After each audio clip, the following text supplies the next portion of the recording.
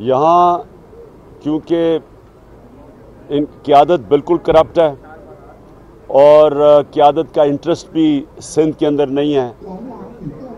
आसिफ जरदारी ज़्यादा टाइम पाकिस्तान से बाहर ही गुजारते हैं, उनकी प्रॉपर्टीज़, बिज़नेस सब कुछ बाहर है। तो उसकी वजह से क्योंकि वो बाहर हैं और उनकी बहन यहाँ से पैसा बड़ी मुश्किलों से करप्शन से कमा के बाहर भेजती हैं, और कराची और जो बाकी शहर हैं हैदराबाद, इनके ऊपर इंशाल्लाह पूरा जोर लगाएंगे।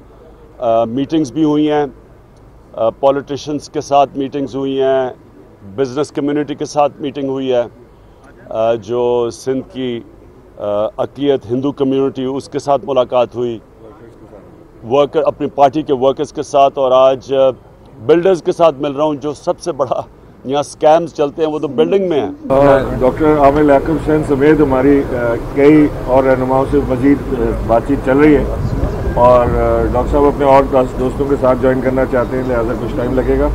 उसके अलावा हमारे पास बहुत एक अच्छी